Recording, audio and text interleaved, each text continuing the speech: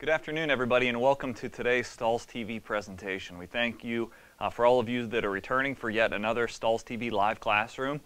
These are going on live. You're attending live as we're presenting this, so if you have any questions, this is designed to be interactive.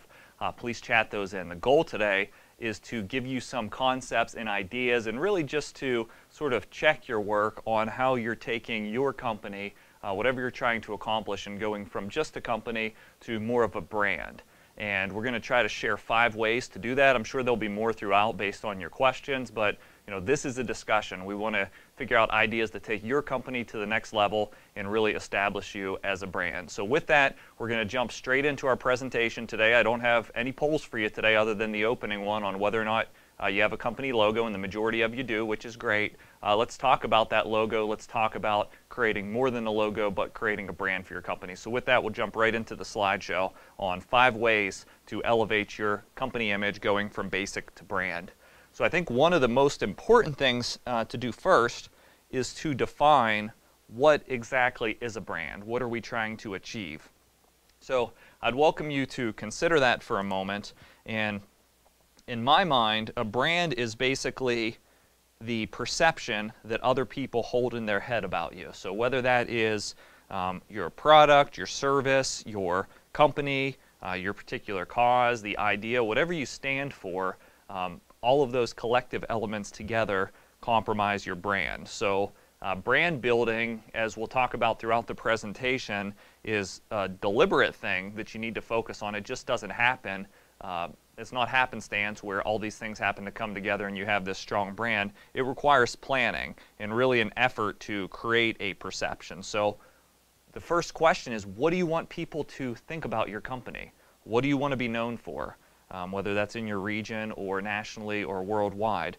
What is it you're setting out to accomplish? So a brand is definitely more than a company name. It's where your complete story culminates really in a mind of a customer. So you need to consider some basic things like, what does your company say about you? How about the way you present yourself? What do those say about you? And we'll go through those today. But the first way to elevate your company image from basic to brand is to define your market. We can't really figure out who we want to be unless we know who we're trying to serve. So we're basically obviously trying to play to our market. It starts with defining a market, and then their perception of us will be based on the way we approach that particular market. But the best brands out there in the world, they really have a thorough understanding of who their target market is. And basically, within that target market, what you're trying to communicate. So overall, like the tone and reach of a marketing campaign as you start to come up with different ways to advertise, whether that's a print ad, social media, whatever it be, that overall identity of the way you advertise, the way you position yourself should be based around that market. Because more or less, in marketing, in general, you need to understand your market, and we're really trying to create that human connection between a business, you as a decorator, and your audience. So do you have a target market for your business is a good question. A lot of decorators that I talk to over the course of Stahls TV presentation serve all of these markets that are up on the page. And that's fine. It's not that we don't want to accept business from all of these, but what market is our target? What few markets are our targets? Maybe there's a sort of subset of each of these that we want to go after and we become known for something. But trying to appeal to everyone all at the same time can often be counterproductive and really cause a company to remain just a company and not necessarily a brand, because as you start to appeal to everyone, all these varied groups that advertisements appeal to differently, the brand starts to become diluted. So finding the right branding technique really first requires for you to have an understanding of your target market. And that's the first tip I would give you in going from basic to brand, is really just defining your target market. So the second thing about what I would encourage you to do in order to go from basic or brand is just be unique. So now that you have the market, or even if you serve a wide variety of markets, their perception of you, you'll stand out if you're unique. So you're not just going to be the shop that does just t-shirts, hopefully, or the shop that's just another embroiderer among 5 or 10 embroiderers in town, or just the next screen printer. What really is going to set you apart and define you? So this is really where you start to think about delivering more than just a product, but delivering an experience. So there's a multitude of ways that a decorator can start to think about delivering an experience. It could be basically the way you dress or your staff dresses when somebody interacts with you at the shop, taking on some sort of theme or format to the way you present yourself. Maybe it's that you always wear a certain style of tie and dress up. Maybe it's you always wear very bright neon colors that people start to associate colors with your brand and with the staff members of your team. And also with being unique, it can be more than that. You can really take this to the next level. So I want to jump back to the presentation and show you one example of being unique that I see out there with one of our customers, an apparel decorator. This particular sample that I want to show you here is a company called the TShirt Deli. So you can see everything from their company name down to the way they present themselves in store, which is at the top right, and present themselves online is centered around this focus that they are the T-shirt deli. They have the concept, just like a normal deli, that the products they do are made to order. You see it on the chalkboard there, whether you want custom letters, whether you want to use a decal or a graphic, as we would call it, or design your own design. Everything is presented in the format of a deli, where you see the place your order ordering board on the website, and then even in the store they've managed to get a lot of exposure and a lot of press over the years by being unique. They actually have the garments laid out and the choices just like you would see at a deli where the meats or the cheeses would be laying. So it's a complete commitment to this unique quality that they are the T-shirt deli, and you get this experience at every interaction point. So in addition to being unique, it's all about being consistent. And you don't have to go so crazy with your approach. I just want to go to the previous slide here. The question is, how will you be unique? And when we look at another brand that's popular in our industry, it's the ASI show.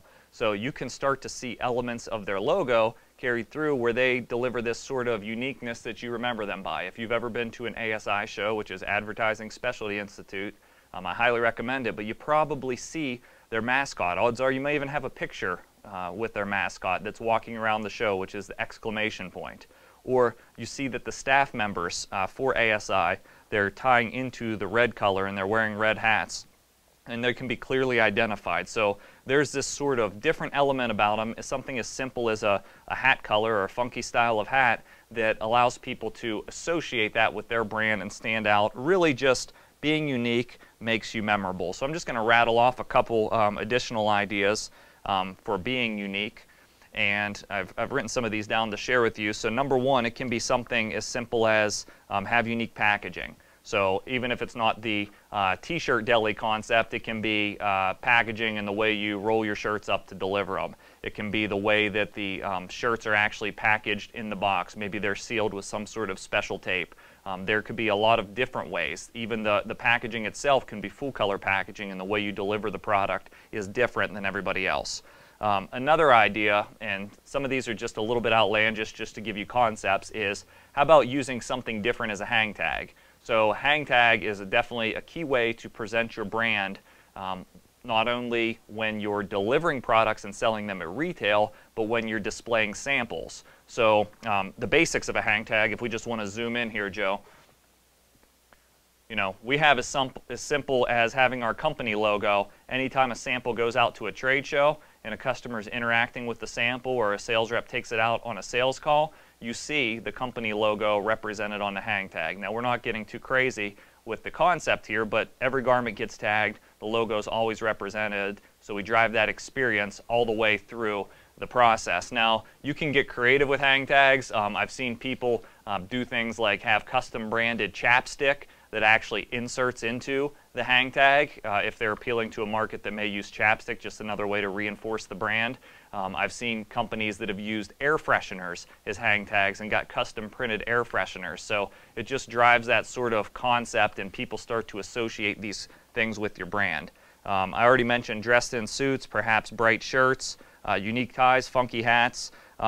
Beyond that, you can be known for something different. you can be the home of the $5 polo shirt or the $4 t-shirt. You know, this sort of low-cost leader is something that's very popular online, where companies basically have their hook on a low-cost product, and the goal is, I'm going to get customers in. Everybody's going to know me as the guy that sells the $5 polo in town, home of the $5 polo, or the world's best cup of coffee, whatever that thing might be that's your hook.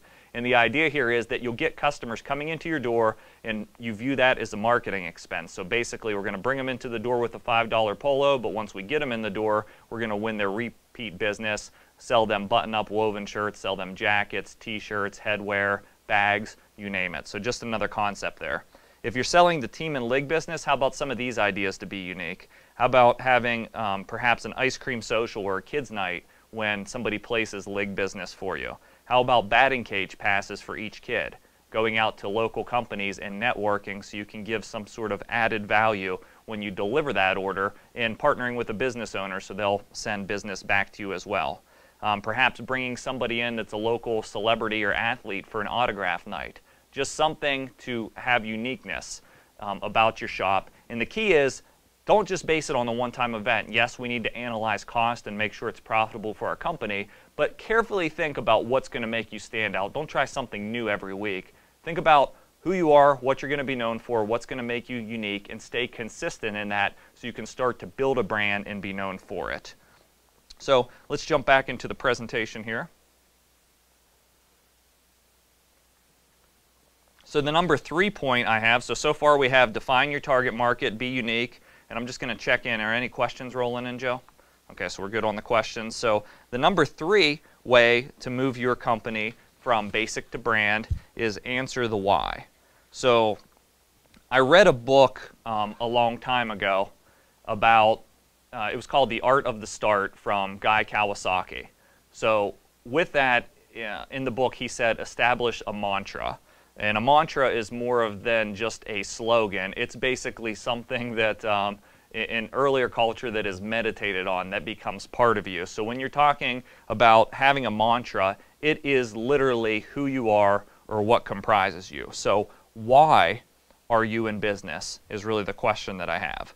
The answer to that question, of course, is to make money, but I'm not sure that is the driving factor behind why you're in business. I think it should be more about, you know, what is your goal? What is your mission in the community? What do you hope to accomplish overall?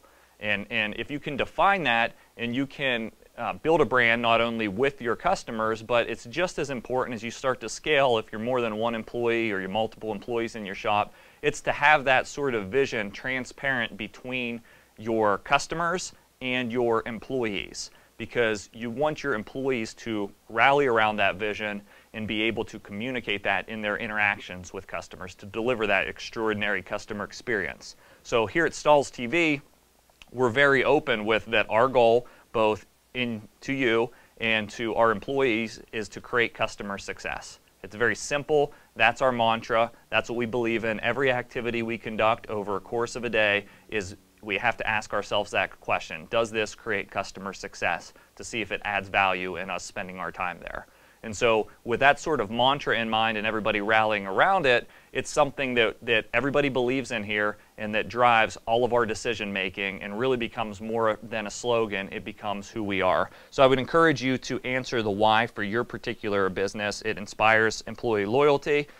It can basically attract new employees and generate buzz around your town. And then ultimately with that, it helps as you develop a talent acquisition plan as you start to grow and scale and build the business out. You want very solid roots. So if you have a firm answer to why you're in business, I think you'll attract better employees, more young talent, especially because I think millennials are more interested in being creative and really buying into the why of where they work and working for a cause than just necessarily working for a paycheck. So it's just something to consider for your business to elevate it from just a company to more of a brand, is answer the why.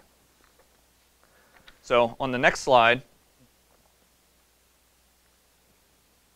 it's have consistency. So this is sort of branding 101, but unfortunately in our decorating market, and even just for small business in general, I think this is where a lot of decorators tend to fail, is with consistency. So consistency starts by establishing the top 3 things up front. Establish a logo that you're going to have confidence in, that your business is not just going to suit your business today, it's going to suit it 10 years from now. Think about that, well, I like this logo in 10 years, because you're building your entire business off of this sort of logo and image. A lot of you have company names, but make sure your company name reflects who you want to be in 10 years. You can always set up a DBA or a different website for a company name to change things moving forward. Pick colors. I'm going to show a detailed slide after this where we're going to go through something I found at entrepreneur.com that talk about logo design and colors and what they say about your brand, and share some things there. And not only colors, a lot of people fall short on fonts. So as you're sort of establishing brand guidelines for use of your logo, make sure you establish colors and fonts that you can use in marketing pieces, and that will just help you stay disciplined as you create all the collateral listed below. So things like business cards, apparel tags that we talked about earlier, including hang tags, your door sign, a vehicle graphic, decals, any advertisement that hits the local paper or hits any web banners or any other ways you may advertise, your social platform. So even though Facebook page sometimes is fun and is a way to encourage human interaction, an extension of your brand, you definitely want to carry through the colors, the logo, the fonts, and then ultimately you want this to remain consistent throughout. Nothing's worse than when you pull out all of your marketing pieces and start to look at your company, you have 6 different logos. So one of the things I do outside of work is serve on a school board for a local school that my daughter goes to. And when you look at that, when you look at their sort of brochures versus the logos and start to piece together, 5 or 6 different items, unfortunately it's all over the place. And so they're not really recognizable by anything, of course, other than the quality of education and the name. But they have the potential to stick even further than that if they remain consistent in the design, colors, fonts, and logos. So it's something to really strive for. I like to say dilution is pollution. So if you start to dilute that logo, dilute those colors, you're really polluting your brand and damaging your brand long term. So a well thought out logo and color scheme is essential. And then, what do your colors say about you? So for that, I'm going to pull up another image here that I want to show you.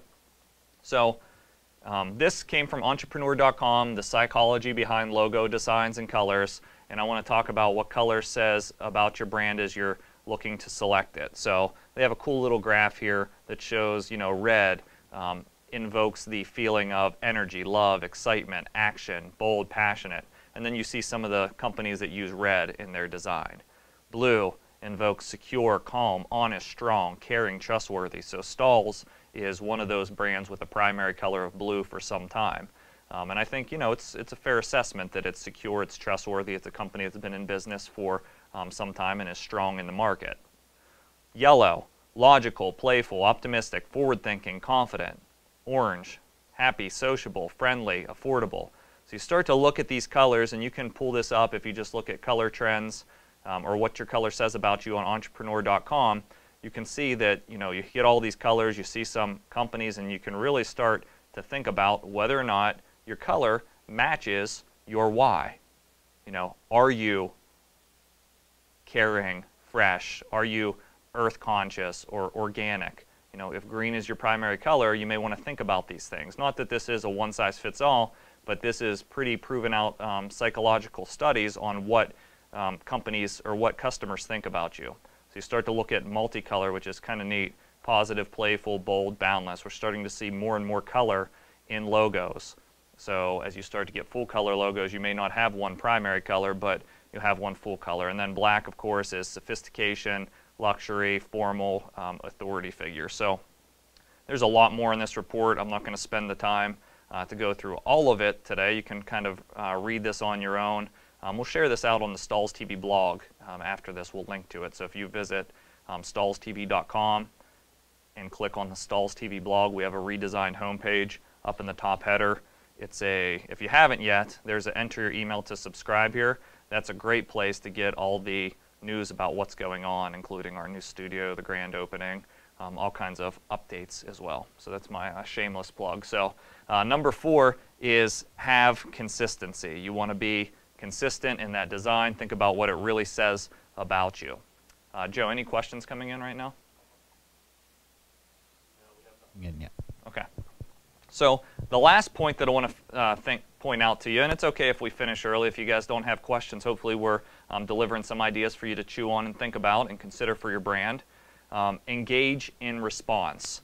So, you know, I could come up with 20 things to take your brand to the next level. I thought these were the top 5 in my mind, and responding is critical in this day and age. So with Facebook, with Pinterest, with Instagram, Twitter, social media in general, if your brand decides to be on those social media platforms, response is absolutely critical.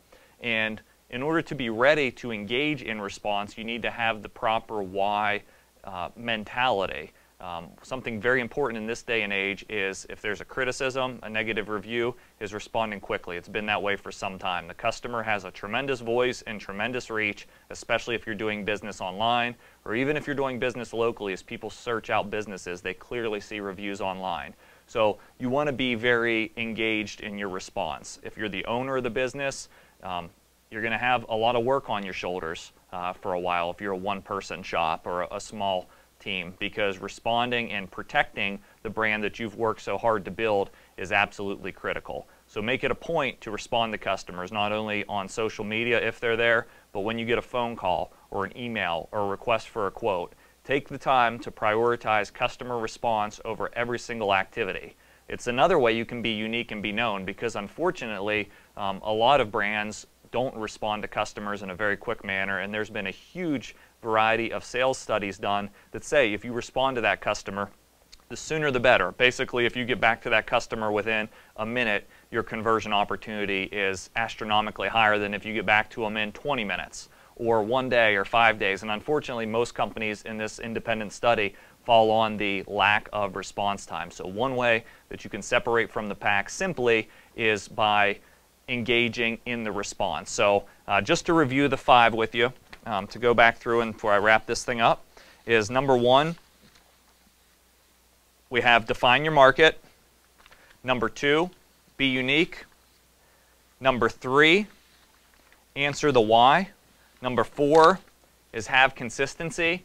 And number 5 is engage and respond, or engage in response. So the benefits of having a brand, number 1 is you're perceived well by the community. You have a good foundation and a lot of collateral to move your business forward. If you ever decide that you want to exit the business and sell, or decide you want to expand, having a healthy, quality, strong brand will help you in any endeavor you choose.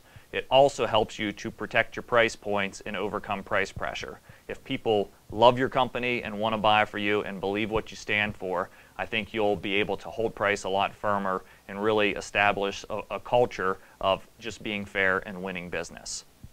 Joe, a question?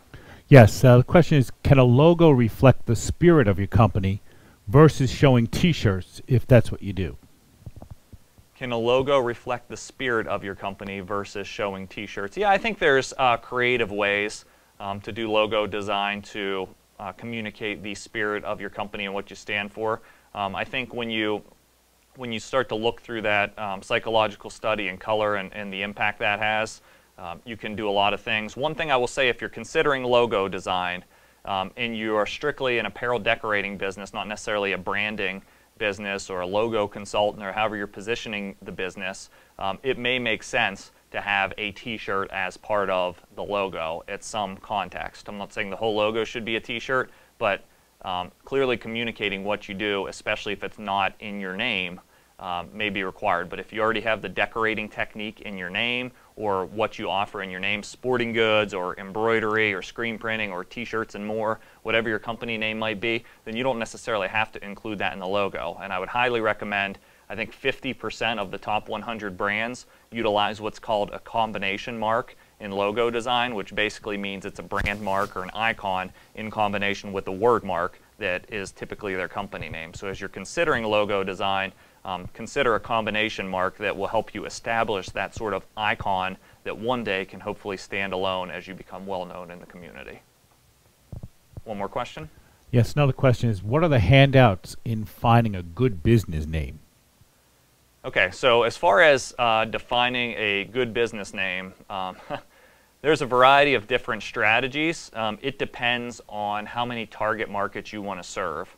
So with the way that things are today in sales channel online, in target marketing, and when I say target marketing, I mean it's proven facts that you get better response from targeting emails, from targeting print advertising where that audience is reading, Facebook ads you can target by a variety of factors. You can target AdWords to regions and a variety of factors. So when you start to think of target marketing, one way I recommend to set up is create a generic name, so something like Ellsworth Enterprises or Ellsworth Marketing Group or whatever it might be, and then I can clearly establish DBAs based on the target market that I want to reach and build a brand around that DBA. So one of those DBAs may be glittertees.com or glitter apparel. Glitter kind of ties you up to a particular thing, but think more general, bling apparel, something that's not going to perhaps go out of style and go off trend. But I'm a fan of setting up one primary company image and then dedicated websites and building sort of the image into those particular target markets. Any other questions, Joe? Yeah, that was the last one.